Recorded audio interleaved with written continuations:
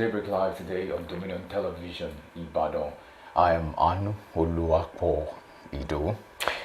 Good morning to you. I'm Oluwayemi Adelaku. Thank you for joining us this Wednesday morning. Of course, the ADC says it worked with the Accord Party to defeat the APC in the Osun election. The claim has renewed debate over our political alliances and the future of Osun politics. That is our Daybreak gist this morning. And coming up next are today's newspaper headlines featuring the major stories making headlines across the country. Later, our big story focuses on the politics of promises, what happens to campaign pledges after elections. And joining us for that conversation is Honorable Molaja Olaoye, an APC stalwart today. And before we leave here, we'll recap today's major stories and conversations. So welcome to Daybreak Live this morning. Exactly. Good morning to you. Good morning to you, Oluwayemi. Yeah, so but what we have for Daybreak just this morning is coming from the Publicity Secretary of the ADC, who said, we worked with Accord to beat APC in Osun State. That's the election that happened last week, Saturday. The ADC has admitted working with the Accord Party during the August 15 governorship election. And then the Publicity Secretary, Bolaji Abdullahi, was on national TV recently to say that, however, Nigerians are not having that conversation, especially because a lot of people are complaining about the 17,180 votes that ADC candidate was able to garner. I think we talked about it on Monday as well, that for a party like ADC with the big shots in the party, the likes of Atiku, David Mark, and then for a party that is willing, or a party that wants to unseat the president come 2027, Nigerians expected more from that political party in that state. But then I think the Governor Ademola Adeleke, was really quick to debunk that, to say, no, we didn't have that level of agreement before the election, during the election, or after the election. And then he said his victory can only be attributed to God and the people of Osun State, and of course every other person that decided to collaborate with him before the election, during the election, and even after the election. So I would love us to take a look at his tweet now, so we can just quote him verbatim before we continue the conversation this morning. And then he said, I had no electoral deal or partnership with the ADC before, during, or after the governorship election. The credit for our victory goes to God Almighty and the good people of Osun State for their overwhelming support and re-election. For the sake of history, I think this is very important. It is important to clarify that the ADC was never part of the Rainbow Coalition that canvassed, mobilized, and supported our campaign in the battle leading to last Saturday's election. I commend all our political partners who sacrificed, worked tirelessly, and went all out to make Saturday Victory Day for all Osun people. Their commitment and support were instrumental to our success. Let's stop there. I think we have it already. What do you make of the situation? Because, I mean, ADC coming out, I think some managers even tweeted and said ADC is looking for ways to not look bad as a political party. That's why they came out to say, oh, we supported Osun, or we supported Governor Ademola Adeleke to defeat APC in Osun State. Well, if you ask me, I think what the ADC is trying to do in this case is to prepare themselves for the 2027 general election. So if the state has gone and we did not have so much, we didn't have so much numbers. So how can we make it better for the national or the presidential elections, as it were? So I think that's where they're taking the conversation from, to probably just put it forward that, oh yes, we are ready to collaborate, we are involved in people, all the parties coming to play the game fair and square and all that. So I think it's a strategic way to say, yeah, 2027 election is coming. We would like to get support from every other party as well. We want to collaborate, want to play the opposition game well, and get a second leg that will be formidable against the ruling All Progressives Congress. So I think that's where they're coming from. But just not to look at the figures would be abysmal. So the figures actually tells a better story if you consider what happened in Osun State. Adeleke won by 511,000 votes, and that's massive. So let's break it down. Oyebamiji, 444,000 votes, and of course Najim Salam of the ADC now 17,180. So the case is, some would say, if you use the mathematics, if you use the statistics, combine ADC Najim Salam's vote plus the APC Bola Oyebamji's vote, you will still not reach 511,000. In fact, there still be about 49,000 deficit. So because, of course, we know that Ademola Adeleke won by a large margin, and that margin is not something to be joked with. So if you combine ADC and APC votes, if they decide to probably play against their court party, they would get about 995 votes in general. And so that still leaves 49,072 votes for Ademola Adeleke to cut away the election back. And I think it's very true that it is not sufficient to say that we supported him, considering the numbers. But maybe strategically, especially with the people, maybe there's no formal agreement between them to say we are having a coalition. Maybe the people who voted knew what they were doing by trying to support the party, but that's not on the paper. What we have on paper is the numbers. The number does not tally now that we have, that ADC is saying they were, instrumental, they were consequential in the Accord Party's victory in Osun State. So the figures tells the secret that this is not true. However, not to dispute that there couldn't be a chance for the people to say, you know what, I know we're supporting the ADC, but some of us will still need to vote the Accord Party because we don't want the APC to come into power in Osun State. So there are a lot of ways to look at this things. But, just like I said, the figures, they say numbers don't lie, right? So if we have to follow the numbers, we say, yes, join your own number plus that of the APC, it still would not amount to that much. But I think one of the things that really struck out that election was the fact that there has never been any election in Osun since 2003 that had that margin of votes, especially for the winner. From the last one that probably came close, I think to 2003 or 2007, is still less, about 107,000 votes less of what Ademola Adeleke was able to carry away. And I think that's a massive, massive improvement. So this is like a legacy is left for the Osun State people and the Osun State governance in general to say they won by a large margin. The last margin was about 40-something thousand. Now it's about 60-something thousand. I think it's a plus on the Accord Party side. I know every other person will want to jump on this thing. It's like a low-hanging fruit. Everybody will want to say, I participated in this election. I did this, I did that. We've also seen some other persons come out. I don't want to mention the name of a particular woman who is very famous in that place, and everybody is trying to say one good thing about that court, to say yes, the people voted for them. Of course, we are not in the same party, but we still work for the betterment of the country. So everybody is trying to make a case for what is not. So I see, of course, if anybody wins, everybody will try to party with the person that is winning. The winning team is always having everybody come to say, I participated, I joined, or I want to join, all sorts of things we are saying. But I think this is a more strategic way for the ADC to get themselves ready for coalition come 2027 general elections. And I think it's also something to also look at for every other party that is interested in maybe wielding power, because it's not just about you as a political party.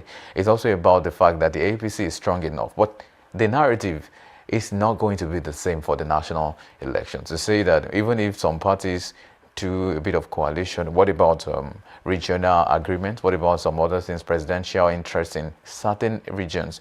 So this, what happened in Osun State might not be absolute in the sense of having the same structure or the same game plan in the general election. So it's still a long way to go for every other coalition party who is trying to form a formidable team to contest against the APC. But I would say, if it's for that statement, I'm not sure it's correct because the numbers are saying otherwise. But if you think you did something, then you probably just show the workings. Just like Ademola Adeleke already said, there's nothing like that. There's no coalition between us. There's no way we agreed on anything. So maybe Adeleke is right, and I think for more often than not, it's going to be more right than the ADC. Maybe the ADC is trying to also become relevant. Maybe they're trying to do something so everybody can know they did something in the last election. But again, we hope that come 2027, the elections will be fair, credible, and as well,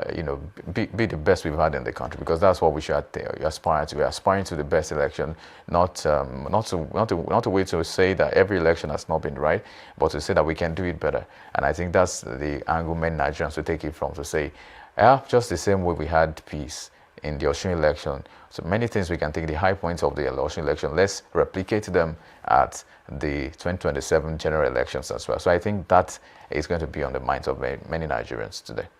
All right, and then just to conclude on this, I also think if at all ADC decided to collaborate with Accord and then Governor Ademola Adeleke, how come APC won Arabia Shala's polling unit? Because Arabia is a member of the ADC and a big shot, a former governor of the state. Anyone would think that, hearing his name alone, some persons will want to vote for him. But APC won in his polling unit, and then maybe because of that, that claim of the publicity secretary of EDC does not really make sense to Nigerians. And beyond all of this, I think there was, good improvement in terms of the number, the people that came out to vote, because I think Ademola almost got double of what he got in 2022 as vote. In 2022, he had about 250,000, over 250,000 votes, but then this time around, he had 511,000 votes. So it should serve as an encouragement to Nigerians to come out en masse to vote, for other elections. I think it's a fine place to leave it this morning. We take a short break, and when we come back, we move on to newspaper headlines and analysis. We'll be right back.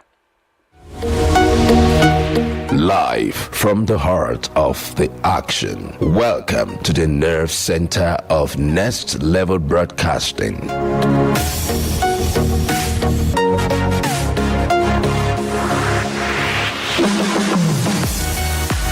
This is the OB van, where the studio meets the street. Equipped with cutting-edge cameras, crystal clear audio, real-time switching, and broadcast control, we don't just capture moments, we deliver the experience live. Anywhere, anytime, from stadiums to red carpets, breaking news to buzzing festivals, weddings, birthdays, and all sorts of ceremonies. We bring the world to your screen in real time. It's not just a van, it's a complete mobile production house, a command center, a broadcast beast. This is more than a broadcast. This is the OB van difference. Live, loud, limitless.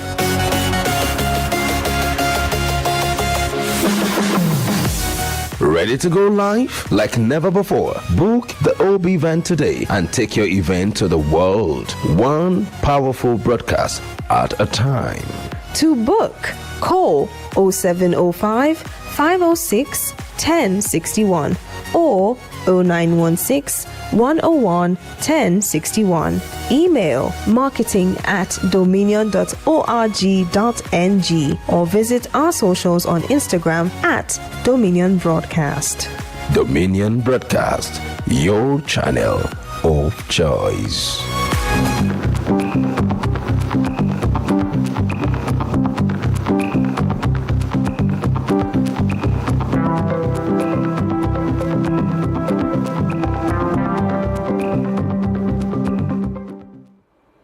Welcome back. Thank you for staying with us this morning. This is newspaper headlines and analysis. I'm Oluwaimi Adelakon. And this morning we'll start with the Punch newspaper, of course, with the banner headline that says presidential election. Tinubu will be order sign peace pact as campaign begins today. And that headline as his riders. Tinubu warns against ethnic religious politics. Obi demands issue-based campaigns. Atiku Makinde absent as candidates pled violence-free polls. INEC deploys a 1.4 million adult staff for 2027 poll.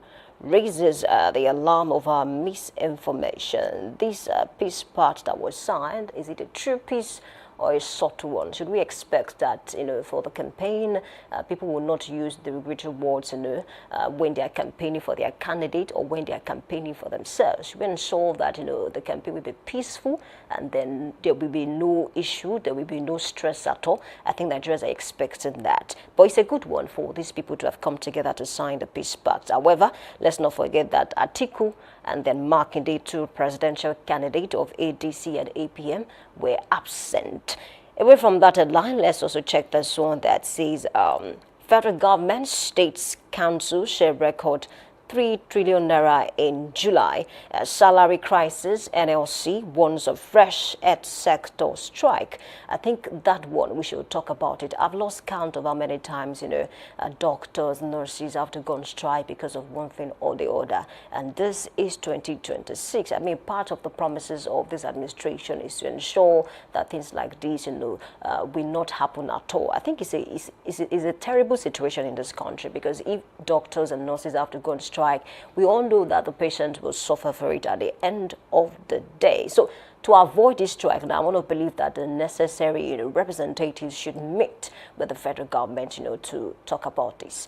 And away from that, we also have this headline that says no alliance, Adeleke denies ADC role in re-election. I think I like the fact that the governor came out to say no, that did not happen for the sake of history, right? Because for APM, it was clear, even to the blind, that there was some sort of collaboration with the candidate of the APM and Ademola Adeleke. And why is that? Because he came out a few hours before the election to endorse Ademola Adeleke. But for ADC, we didn't hear anything like that. And Najim Salam went ahead and contested an election, though the performance is not something to be happy about. 17,180 votes. I mean, that's really low for a party like ADC.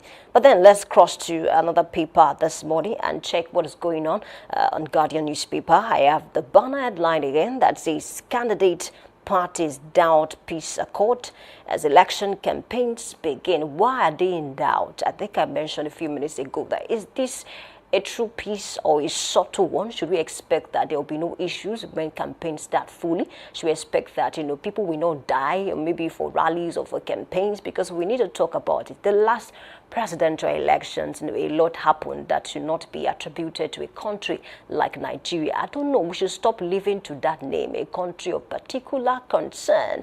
Let's do better as a country. Let's have free and then a peaceful campaigns. Away from that election, I also have this one that says Tinubu unveils Ogun Food Bank as ADC berates federal government over living cost. I think I'm a very realistic person, and then beyond, I'm not even partisan, I'm not a politician. And if you listen to other people, even politicians themselves, when they are not on national TV or maybe in the radio studio, they say the truth. Because if you look at the cost of living of Nigerians, it's really high. It's really high. There was a time when you have 1,000 naira, you can actually eat and then be comfortable. But that 1,000 naira might not buy more than bread for a lot of persons, especially for people who can eat more. I don't want to mention names right now, but then that's just the truth of the matter. Cost of living is really high in this country. And then I do not like the fact that the people who are supposed to talk to the president about this, get him to understand what Nigerians are going through, have a way of making it look like Nigerians are living in luxury. And it is really sad. And that's why when the bishops went to visit the president and they were telling him about how tough things are in the country, and then the president was really a bit shocked. I don't want to say he was a bit shocked, but then it's quite obvious that so many persons did not bring him up to speed as to what is going on in Nigeria. So we have people that can actually do that for us, as a country. I want to believe that they will do better in this country. And away from that, let's also check this one that says Obi seeks end to killings as fresh attacks claim over 58 lives in Sokoto, Benue and Plateau State. I thought we said BYE to all of this in this country, but then it is really sad that we are still having this kind of figures, 56 lives in Sokoto, Benue and Plateau. Even if it's just one person, nobody deserves to die in that manner. Because, lack of food is killing people. Lack of, good health facilities is also killing people. And then we're also talking about bandit also murdering people in cold blood. It's a tough situation in this country. And I want to believe that there will be changes because, according to the president, the security operative, they are doing their best to ensure that they nip this in the board. But it appears that it has become a business, for these people. So they kidnap people, they kill people. When they ask for money, they don't get it, then they kill one or two. And it's really sad. We should do better in terms of safeguarding the lives of Nigerians. And away from that, 2027, INEC projects over 100 million registered voters to deploy 1.4 million ad hoc staff. I think it's a good development, 100 million voters, registered voters. But then are we going to have something, close to it when we are trying to, when the election is around the corner? I think that's another question, because we talk about political culture in this nation, and then I want to believe that people can take, cues from the last Osun State, election. A lot of persons will feel they want to stay out because their vote will not count. And according to G.A. Almond and S. Baba, they said political culture is the pattern of individuals' beliefs, ideas, orientation of a political system towards politics. It talks about how people see and then view their political system. And that's why I said so many persons have lost interest when it comes to politics, governance in their country. As a matter of fact, they don't listen to the radio, they don't watch the TV, they rather play ball, they rather watch movies, because they have lost interest, maybe due to what they've experienced in the past. But at the end of the day, we cannot do better. We can achieve much success if some persons, or let me say, a reasonable percentage of Nigerians do not want to involve themselves in politics or governance. We can really do better. And away from that, let's take one more headline from the Guardian newspaper that says South Africa rejects xenophobic tag as more Nigerians return home. I think I watched a particular video recently, and of course I saw where the president of South Africa was saying, okay, people had to leave this country because of how they were treated. And I think that's a good one coming from the president.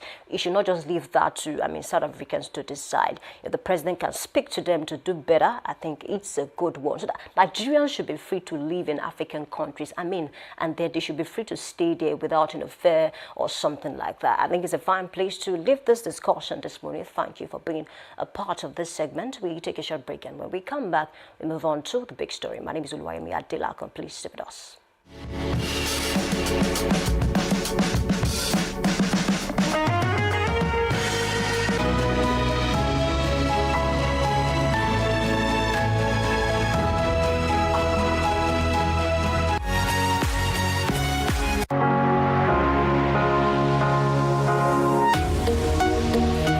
Live from the heart of the action. Welcome to the nerve center of Next Level Broadcasting.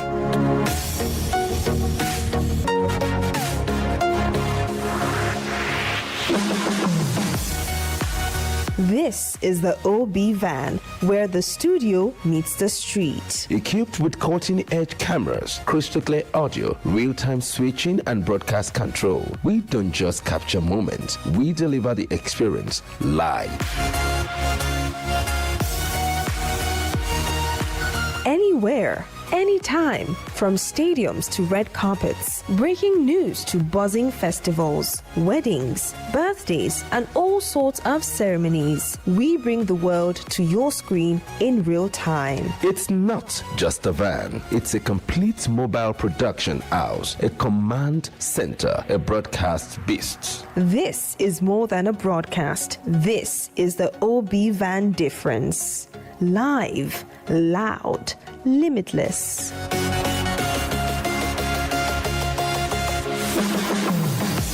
Ready to go live like never before? Book the OB van today and take your event to the world. One powerful broadcast at a time.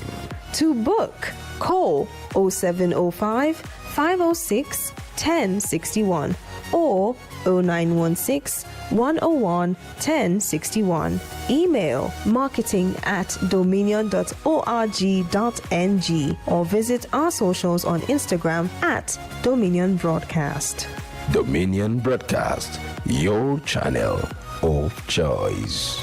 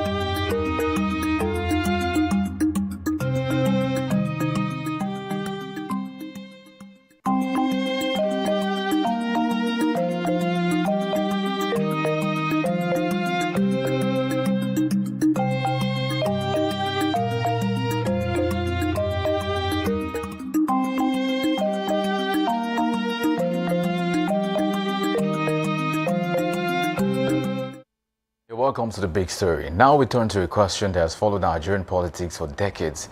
What exactly happens to campaign promises after the votes are counted? Exactly from roads and jobs to security, education, healthcare, and economic prosperity. Political campaigns are often followed with big promises. But after the celebration, the rallies and the ballot boxes are gone. How much of what was promised actually becomes reality? So with Nigeria now entering another election cycle, the bigger question is whether campaign promises should remain political rhetoric or become measurable commitment that citizens can hold leaders accountable for. That's exactly the conversation we're having today. And joining us to discuss this is Honorable Molaja Olaoye, an APC stalwart this morning. Good morning to you, Honorable. Good morning to you, Anu. Thanks for having me here today. Always a pleasure. For the viewer at home who are watching us, I say good morning to you all.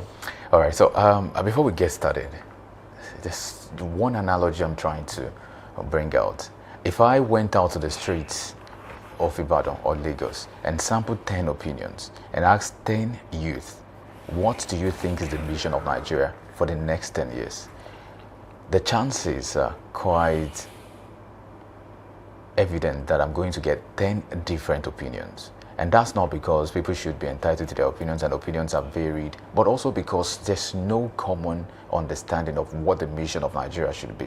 And the question is also a question of what are leaders doing when it comes to campaign promises, and what are they doing as to what the vision and the mission of Nigeria should be. An average Nigerian does not even know where we are to talk about where we are going. And that seems to be a problem of leadership. And I would say that just like John C. Maxwell once said that, everything rises and falls on leadership. So if leaders cannot communicate what they want to do, I'm afraid a lot of persons would not get to know where they are headed. And a lot of people would say many Nigerians are not, it's not that they are not willing to know, but it's because there's not been a strategically put out mission statement for the country Nigeria. We have some countries who have done better. They had it in their blueprint to say in the next 50 years you want to be the best or the highest exporter of this item or that item. We want to be able to produce our softwares, our AI machinery, and all of the development behind it.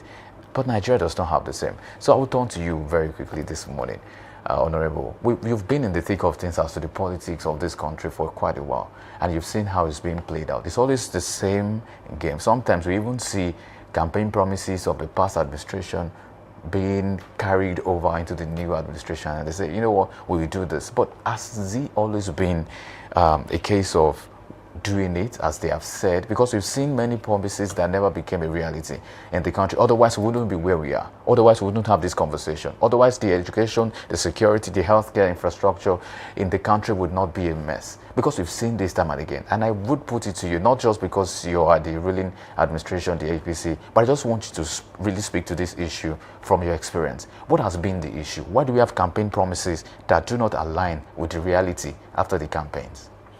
Yeah, it depends on what you mean by what doesn't come to reality and what people are really demand for.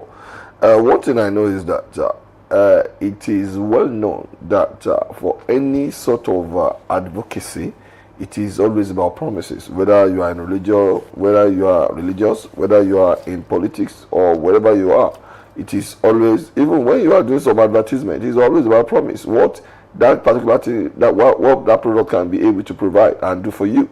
But when you are talking about politics, it is normal for we to demand more.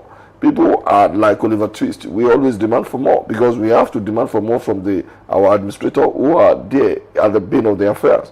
And we have seen a lot of promises being kept, and some are even kept. The citizenry will tell you that that is what they really don't need. Why can't they provide food? Why can't they provide this? Why can't they do that? Why can't they do this? And we have seen successful government try as much as possible to fulfill the promise of the people. And mind you, with the people as well and the citizen, probably we like to be lied to sometimes. It is so easy for you to be able to view people or to psych them, think about what they are saying. How are they going to be able to provide all this for you? And we don't want to know. We just want people to say what they cannot even do. We have seen a lot of people that demanded from legislators that they want road to be constructed in their area, as if they are in charge of road constructions, or not to be able to make law. And we don't even ask questions. We don't even ask some of our legislators who doesn't even have these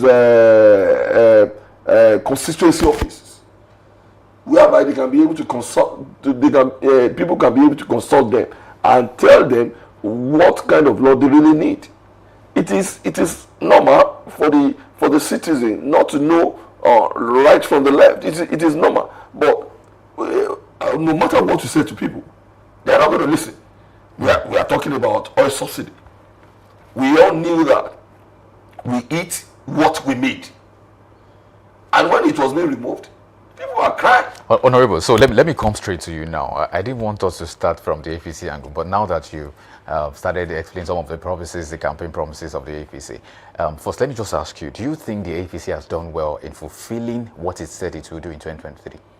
Yeah, I think he has done a lot. When you are talking about, so let me call to mind. Let me call to mind before you go on.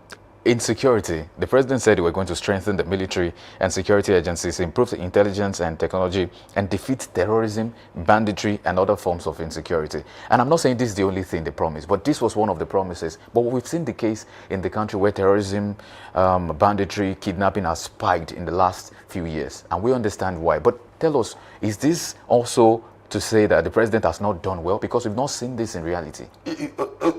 When you are talking about security is more better in Nigeria, whether we like it or not. We have, during the time of Ambassador, we have seen about ethnics fighting all the time. But this was what this present administration promised, that they will put a stop to all of that. It is not. It cannot be totally.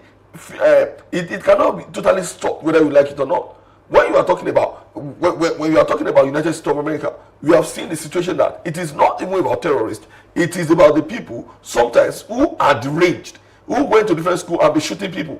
By the time, if you can be able to consult your Google and find out most, problematic places that are not secure, that you can have these kind of killings, you are going to have about 10 or 11 or 12 states in America before you can be able to talk about Nigeria. And when you are talking about the security problem we are having in Nigeria, it is more secular to some state. It is not what you are having in Southeast. It's different from what you are having in South-South. I beg to differ. What you are having in Southwest is different. Yes. I beg to differ on that, because Why? just the same way we've always said, oh yeah, banditry, kidnapping is always a thing of the North. Now recently, it came to Kwara and it came to Oyo State. It's only a matter of time before it gets to every other part of the country. But the problem, the question we must ask ourselves is that was the problem not nip in the bud? Which was the problem? In the one that came to your state? The people who are rescued. But why don't we have the same replicated across the regions? Okay, when you are talking about, we are not having the same geographical strength. We are not having the same the way we try as much as possible to provide the security. I remember during the time of Buhari, when Engineer Shebakine went to Lagos and said we are having a lot of problems, and he asked them, he told them how they can, as a military, when he was there, it has seen the way the program they have made when you are talking about how to combat security. He said it must start from the local government. People, the local government chairman or those who are in charge of local government must be able to be doing interaction with different community all the time, and they will be able to identify the stranger in their midst. Even the so-called stranger in their midst are always having a seat when you are talking about security matter. And this question can be debated among them. He asked that those governors, are they doing the same? And they cannot be able to answer the questions. Because it is, for every problem there is always a solution. When you are talking about the Southwest, they can be able to identify what is happening in the local government. And when the problem started, they can be able to pick some people who are in alliance with those who are in the forest. So for every problem there is always a solution. When you get to a concerning community, almost all of them know each other, and they are surveying what everybody are doing. Whether you are a carpenter, whether you are a farmer, whether you are a technician, no matter what you do, they identify you, they know you. I think I see the point you're making, and I kind of understand where you're coming from. But again, should we say the president, Bola Tinubu, did not first consider that there are peculiarities before making the statement that I will put an end to banditry and insecurity in the country? Did he not check into the terrain, the geographical terrain of the northern state to say, oh, it might be difficult, but we might try something? But because he said he was going to do this, so his word against the Nigerian people's word. No, it is not against the Nigerian people, because you seriously, President Bassirou cannot come to our state and solve the or just solve problem all the time. He came when it's come to this, when with Amotekun and what all the Southwest government have demanded for, they cannot be able to solve the problem, the solution. With all our architect of vigilante and all of them, they are even in connive with the criminals. Now, Engineer Makinde was making he was telling people that when he become president, he's going to nip the ball, and he cannot know, he doesn't even know what is going on in his state. He has promised them a lot of things, all the surveillance aircraft that has been promised about a year ago. Nobody sees it. And when the president came, he was able to solve the problem. But mind you, if he wasn't called, he doesn't have the right to come to your state.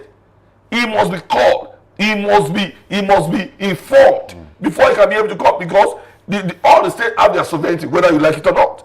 They can be able to do. They have been given a lot of responsibility for them to be able to do. But a lot of them have deviated from this responsibility and doing something else.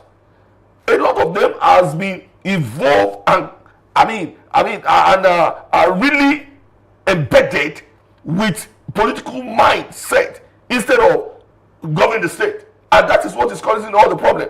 So now, when you are talking about security matter, the president is doing well enough, and even when some things are even beyond him, he has called for the assistance of the United States of America. He doesn't even want to call for it. But when his administration was being taunted to be a Muslim state and trying to wipe out the Christian, he has sought out for United States help, and they have helped him in those instances. And what we have seen a kind of progress in that in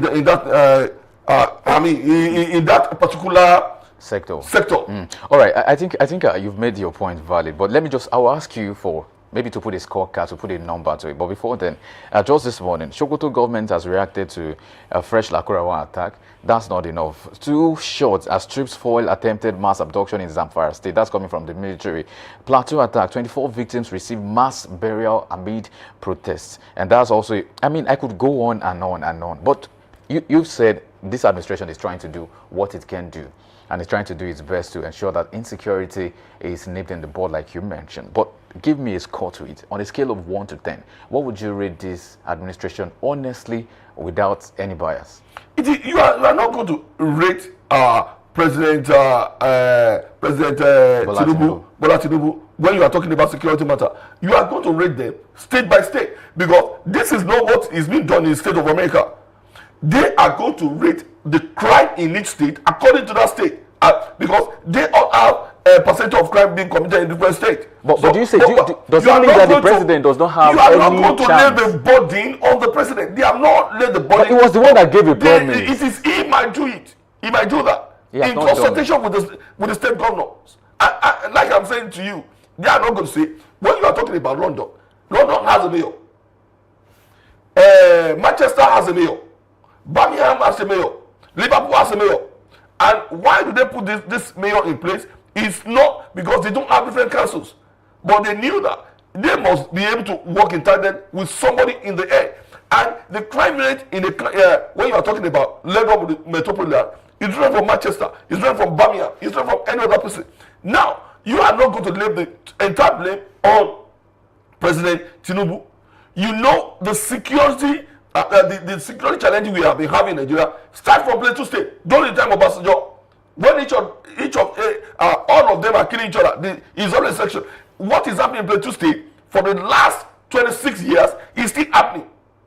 We have seen a situation that when they are doing some mass burial, and even another sect attack those who are doing the burial, and they killed a sitting senators. You asked to do this according to the state. But just like you mentioned, and how the president is helping all those states to to nip the problem in the bud. Okay, Honorable, I think before we go on, I could just, I want us to move very fast, but I think it's very important that because Nigerians are losing their lives every day, and that's not unfortunate. acceptable. It's unfortunate. That's not acceptable. So you mentioned the United States, for example. I don't like to delve into international politics, but for some reason, when the whole issue of the Strait of Hormuz happened, there is a sect of people in particular, a lot of people, even at their legislative arm, did not believe the United States president should carry on with that attack and all of that in Iran and all of that. So some did not still agree to what his proposition was, but he was able to do because he had the federal might, he had the power, he had the veto power to say this is what we are doing as a country. Why has the president Bola Tinubu not vetoed that power on insecurity? Or does he not have federal might? Veto, that is, when we in that regard, let's compare United States of America with Nigeria. Bola Ahmed Tinubu is from Southwest, he's Yoruba. When you are talking about Igbo, when you are talking about Hausas, with what he's doing, some people has been giving a kind of Arewa and some of the different sects, organization from the north have been giving it a kind of they have twisted it entirely, saying probably Bola Ahmed Tinubu, because the Yoruba man, he wanted to wipe out the so-called Hausas. That is why he invited United States of America to come and throw a kind of bomb in some place. I think in Sokoto State. And some elite, despite the fact that they are having those challenges, they are not coming out to condemn it. We have seen what happened when you are talking about Oyo State. During the time of Oburire, the elite, even the young ones, are tweeting it all the time. And they are placing it on social media.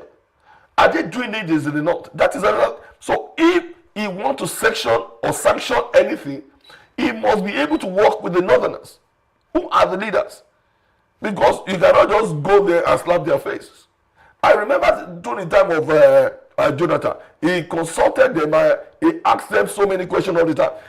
In Nigeria, the first governor that was relinquished when we are talking about state of emergency, it was this vice president, when he was governor of Borno State. He called Jonathan. He said he cannot be able to handle all this insecurity. And he said that they must declare state of emergency. And he left the seat for the military administrator to do. It was the first one. In Ekiti State, it was Obasanjo that drove away Fayose. It was not that Fayose intentionally submits, for Ekiti to be declared a state of emergency too. So now, you cannot just go in there and say because they are fighting and do something that you are not invited to do. So that is the problem. That is why you see when the issue of Orire, the president doesn't even involve just like that. He was invited, he was called for. When he called for, you cannot just do anything the way you like it. In the East, when they are having the problem of IPOB, this and that, there are some governors that are invited there. So has the president not been invited to the northern region? It is not about invitation. It's but about we just mentioned that it's about invitation. You see, they are giving religious coloration, they are giving political coloration to a lot of things that is happening. You must be invited before you can be able to do something. Look at what Soludo did. When you are talking about Monday sit down at home. It was Enugu State governor that started it, that said they must stop it. And when immediately Soludo goes the second time, do you know what he did? He made sure that he has told them so many times, and he said to them, any school that closes on Monday, he is going to close it down. Any shop that closes on Monday, and he went to that market, Donija market, and he closed it down. And he said he's going to probably make it to be something else. If they don't want to work, they should sit down in their home. Why only Monday? So for you to know how some governor can be proactive and make sure they nip insecurity in the ball. All right. So let's put it together. I'll delve away very quickly from security, because I tell you for a fact, if this administration is going to be judged, which is still being judged now, a lot of presidents are going to put on the scorecard security and insecurity. It's going to be a major thing to consider if this administration is able to drive us. And there are a lot of people to defend that. We have seen it in some television station whereby all those questions are being asked and they are being dealt with accordingly. I wanted you to score your party. It is not about being scored. It's not about being scored. Okay, he's doing excellently well. That is why I told you that what is now happening. You have given the example of Oyo State. What about other states as well? We have seen what happened in Kwara State. We have seen how they are doing beautifully in Kogi State. That is why I said to you, you must do it according to the state. It is not that you are going to lay all the problem in the doorstep of the president. Then we will propose that the president does not come out to speak about security as if it's something he can handle anymore. He has been speaking about it. It's apparent that his head has been speaking about it all the time. So let's move on very quickly for want of time. Just about a few hours after the president was declared, he made mention of the fact that fuel subsidy is gone. I think that was the way he put it out. And a lot of persons began asking questions like, why? So the administration came out to say, you know what, we are going to use this to develop the country. We're going to increase the allocation to state, And yes, we got that. And even some states got like more percentage, maybe about 40% for some of them, more than they used to get. And then I know this administration has been very up and doing when it comes to pointing the blame finger now, the accusing finger on state governors to say, go and ask your governors. I've given them this. But it's not really about giving something. If I own a personal business and I give my subordinate or anybody who is managing an amount of money to get more stock into if he doesn't get it, I'm going to sack him. I understand it might not be the same easy way for a president to sack a governor. I understand that's not the interplay here. But I'm saying that if you give something that you think is of essence that should be used for something, what about holding the governors accountable? For example, I know the RMAFC, the Revenue Mobilization Allocation Fund, they are involved in that particular thing to say whatever allocation was given to the state should be managed well by the state. So if it's not done, then the president has a chance to say the next allocation that should come to you, I'm going to divide it, I'm going to reduce it and use it for something you are not doing. And I think that's a good way to go. But you say states have sovereign powers too, that you cannot just take away their powers and all of that. But let's come down to this. He said that, and then a lot of persons are expecting that there's going to be a better situation when it comes to poverty, when it comes to job creation, because he also mentioned some of the said he was going to create jobs and reduce unemployment, it was going to reduce poverty, it was going to improve electricity supply. I don't even want to go into electricity, but there are a lot of things that this administration. Why did he want to go into electricity? We understand it. Has it been improved ever since he got into power? In my area, I don't know where in your studio, I'm enjoying not less than 22 hours electricity. The megawatt, the megawatt generation, has it been increased in the country? I am telling you, I don't know.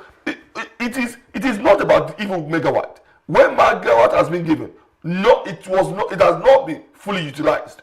Are we generating enough for the people? It is not even the one we are generating. It has not been fully utilized because IBDEC are complaining that they are not getting the money back. That is why the issue of meter, borrowing money to issue meter and give to the people. And they have been telling them that the houses that are not having meter should not be included in our national grid at all. It should be removed. Because now, the way the meter is being given and the way we are even paying, it is not by cash. We are paying straight into whether IBDEC, whether IKDEC, no matter who they are. Now, the money is now reflecting. Before, it was because all those discos are not giving us meter. A lot of them are just siphoning or embezzling the money. But now it's going straight to the account. So you think there's an improvement in the electricity? Yes, improvement. If you are going to be able to pay for what you used, it is that enough. That is fair. But some people still pay for darkness in this country. No, I believe what I can say. I can only talk about my area. Where is your area? You probably need to move to your area, Honorable Manager. Olode area. I'm telling you sincerely.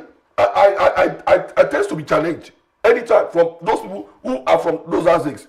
We are enjoying it. I even surprised. Now, my what's it called? It almost become redundant. You are talking about my inverter. What I do now is that during the day, I use a generator. At night, I'll just switch off my fridge and I'll use a inverter because it needs to be used. So that's for you to know that there is improvement. If there is no improvement, for me to be coming on here and boastfully saying that anybody from Olodo houses can be able to challenge me. Okay, so let's go away from your personal experience now. Maybe just to talk about an average Nigerian. The United Nations has tagged Nigeria as multidimensionally poor in a lot of ways, and the percentage is on the high side. And we understand how it is, because multidimensional poverty is not just about not having food to eat or not having money. It's also about not being able to afford basic amenities, afford education, afford security, afford welfare, and everything you should have that is a constitutional right that should be given to you as a citizen of a country. So we understand this to be a thing. But your administration has said they've given the governors money enough to go around, but it seems like the people are not enjoying this, because at the end of the day, whatever policy you are making is for the people. Whatever thing you're trying to do is for the people. The people are the receiving end of, but the people are not receiving what your administration said it has given. So why is that a thing, and what should we do going forward? I would say the government, the federal government have improved when you are talking about in health sector, in educational sector, and when you are talking about road construction as well. I will give you many examples, because now a lot of us are using to go to private clinics. In each area, there is no way you are not going to have some 2 or 3 healthcare centers. There are not. Some of them are not federal. Health centers. A lot of majority of those healthcare centers is being constructed by federal government. It might be run by the state when they put some stuff there, no doubt about it. But for it is being constructed by the federal government. Now, for that, a lot of us has to climb down from our high horse and make sure that probably we visit that place. I've visited that place. I can see before. I don't believe in them before, but I can see by the time you get there, they are going to ask for probably about 200 or 250, depending on the area when you are talking about, to have a card or to be registered there. And when you go to a lot of clinics, they are going to have about 10,000, 20,000. Some are 7,000. Some are. The least is going to be 3,000 when you are talking about for you to be registered. So for you to know the difference, and for them, if it's not going to be an issue that is very challenging for you to go to general hospital. How many general hospital is functioning in a clime of Oyo State, like you said? Whether usage is not functioning enough, but a lot of people are still going to believe in that usage rather than going to Adeoyo or Adeoyo Ring Road or Yemetu. Then, when you are talking about the education, a lot of things have been provided for this youth, because he knew that it was youth that voted against him in 2023, and he said he's going to listen to them. He has been listening to them. Has he listened to them? He has been listening to them. You cannot tell me that even if you are going to be getting 150,000 or 200,000, or no matter how much it is, it's not been done in the time past. But now it's been done by this same president administration who has promised the youth that is not going to forget them. But when you are talking about technical colleges, he has made it to be free, and he's even giving them money for them to be able to be feeding. Honorable, let me call to remembrance that it's actually a loan. These people will have to repay. A loan. So I think this administration is doing the whole Nel Fund loan thing as a grant, like you are giving them so they will still need to pay this back. And in an economy that is not suitable, how many of them are sure to get jobs after there is no school? way in the world that education is free. It's being given them as loan as well. When you are talking about a place like United Kingdom, is it planning? Now, is it planning for how they can repay that? The fact still remains. It is only that we don't need to be ungrateful. It has not been done in the time past. There's no way to be grateful to a government that should do what it should do. We have not been seeing that before. It doesn't. We are not. The benchmark is not the past administration. The benchmark is what you promise versus what we see. System, it is what you are saying. I met someone who condemned the electric bike we are riding entirely. What something you have not even given chance to even run and test. We are static in Nigeria because we don't want to try new things. Now, when you are talking about electric bike, has been run in a place like United Kingdom probably in the last 10 years or 12 years, and we are condemning everything. Let them start from this. If the next government comes and says it's not going to be low, it is going to be free. Let it be free. But we have not been having this as this in the time past. And I think so for you have not even given them chance. You are saying it's a loan. Have you before you can take, because you are in the studio, you are enjoying, probably you are taking about 500,000 a month as a salary. You have not known that some people are going to go to all these Lapo and borrow 25,000. See how hard is it to get 25,000? You must give this government chance. Let him practice and try this that's been given, let the any other government take. I promise the people that he's not going to take anymore. He's going to be giving them money. All right, Honorable, you've made very valid points. I would like to let you go now, but briefly before you go, in just a few words, I want you you to speak. You are going to let me go? Yeah, of course. I want you to speak to this issue of poverty. Some persons are hungry as we speak, and we saw what happened in the last election. Some persons were collecting money, although they probably did not vote for the people that gave them the money. But we've seen this in recent times across the country, multidimensional poverty. Some people find it difficult, especially with 70,000 naira minimum wage, for them to even buy a bag of rice, to buy rice, beans, gari, and all of those food items. It's difficult for them. Speak to one Nigerian that is hungry about your administration. You see, I know people's plight. A lot of people, even if people have been given 200,000, 300,000. You know, it is not about the salary. It's about the cost of living being brought down. It has not come down. That is the The problem. federal government has not done anything. Why are you talking about the federal government all the time? You don't talk about the state. It's going to be a conversation of the federal government, the power that be. I read a piece this morning. It was said that why is the spike in the renting of average Oyo State people?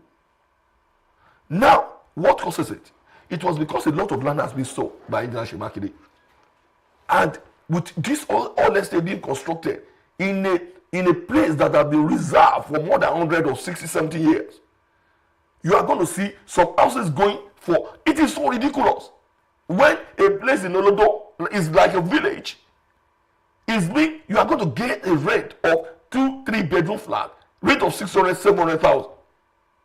It was because of that. A lot of people have been driven from metropolitan to the rural area in order the spiking.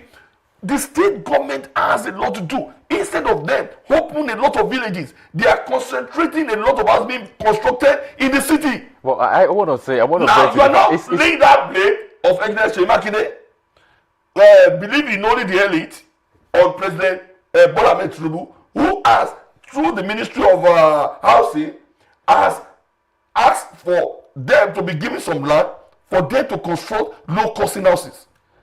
How many of it will go around? It's it doesn't need to go because around. if you complain about your state, I wanted to ask you, have you seen Lagos State? If you complain that a lot of persons are moving from the metropolitan region, or should we say we're moving from the rural areas to maybe the urban centers in the state, what about Lagos? How many persons are now in Lagos, especially in the city center in Lagos? The numbers are quite... Lagos has been in existence since 1880 something. It won't, because they don't have land. They have to be filling the ocean. But the point is, I'm not saying governors should not be blamed. This government has contracted a lot of honorable. My point is, I'm not saying this government should not be blamed, especially the state government. I'm also talking about the federal, because the conversation and our point of emphasis is this administration that made the promise to the Nigerian people. Ahmed Tinubu is not to be blamed. We need to blame the governors, like Engineer Shemakine, who has made the city to be inhabitable to ordinary people. All right. And instead of them going to jail, like Yemetuala done, like my father's house, and buy it for probably about 50 million and constructed something there. The reserve area is what they're using. Honorable, we'll get back to this issue someday somehow. But I want to say a very big thank you for joining us this morning. Of course, campaigns will come and go. Politicians will also make promises as they have done, and voters will also eventually return the ballot boxes. But whichever way, what democracy that we are looking for is a democracy that gives citizens the power to choose their leaders. It should be a time for the people to really choose who they want to follow them, and just do well by what they decide to do. And we hope that Nigeria will become better. And of course, we'll also keep tabs on every of the developments as we continue. But we'll now take a very short break, and when we come back, we'll go ahead with the rest of the conversation. Stay with us.